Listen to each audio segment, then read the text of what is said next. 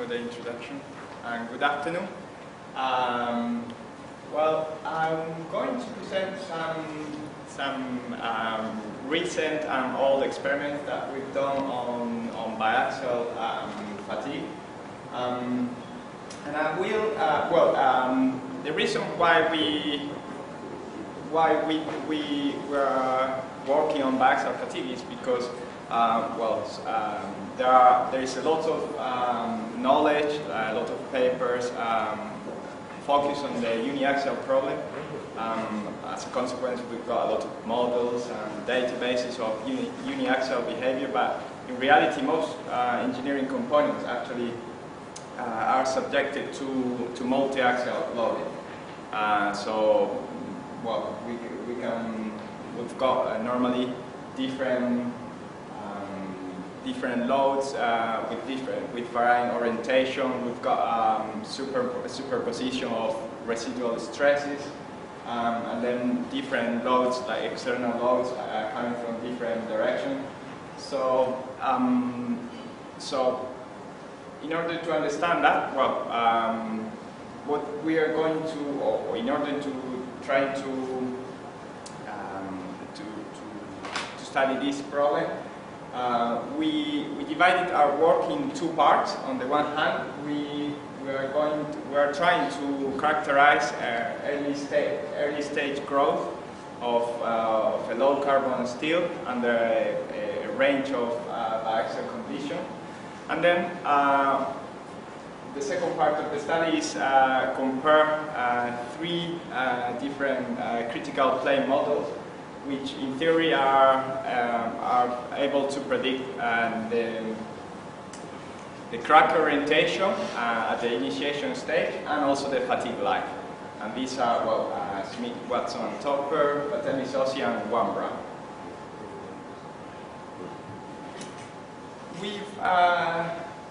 We've used a tubular sample like the one we can see in the picture, on the top left picture, which is a low carbon steel with this microstructure here. We've got vertical bands of ferrite and perlite. We've looked at these samples with this. We've used this setup. We've got here the biaxial fatigue. We were applying tension, compression, and torsion loads. We were looking at it with this long-distance microscope with the coaxial illumination and a video camera. And with that, we were able to get these type of images. We've looked at quite a few different loading conditions, ranging from pure uniaxial, so that would be angle 5 equals 0, to increasing torsional component or shear component. So we've done 0, 15, 30, 45, and 60. We found that beyond 60 degrees, the crack never nucleated where we wanted it to nucleate.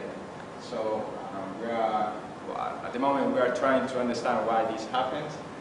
In order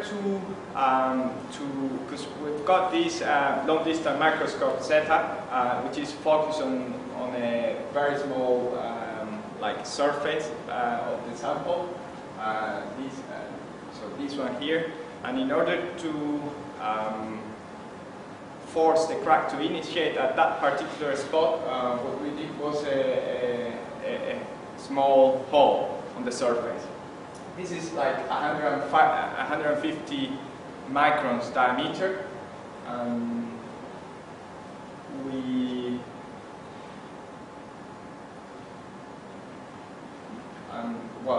This is the type of videos that we collect.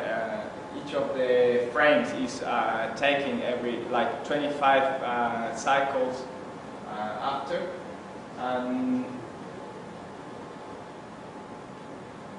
What we do basically is to measure the distance between the crack tip at a certain point and the center of the hole, and with that we can finally get the evolution of how the crack grows during the experiment. So we were able to get these type of plots where we are plotting, well, the crack length versus the number of cycles. And we can see, well, first thing that we can see is that for the loads that we've studied, we've observed longer fatigue lives as we increase the torsional component. We've also computed the crack growth rates, and we've obtained these plots which are, well, we are showing here the crack growth rates versus the crack length. And we can see these typical oscillations that you normally observe in the early stage of the crack. And we've related these oscillations to the distance between the perlite bands.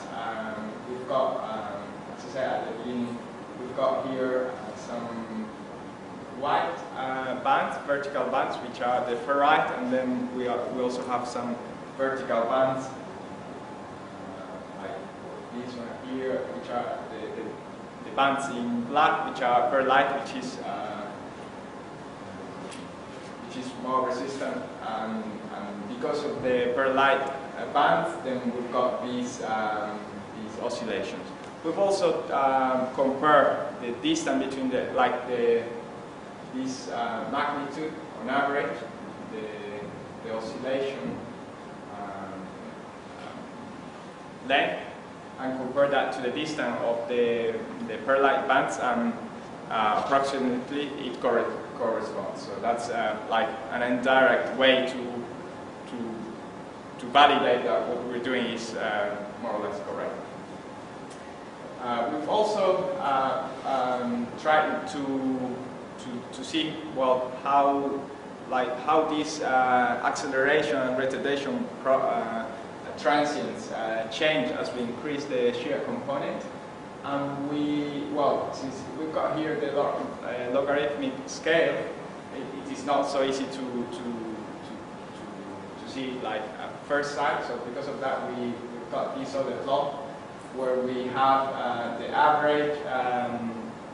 We are plotting the average oscillation for each angle, and then we can see that as we increase the torsional, the shear component, we've got a decrease in the oscillation.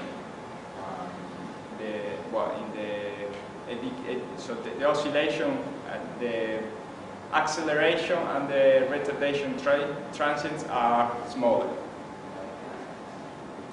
And the second part of the work was to compare three different critical plane models, both in terms of fatigue life and crack orientation.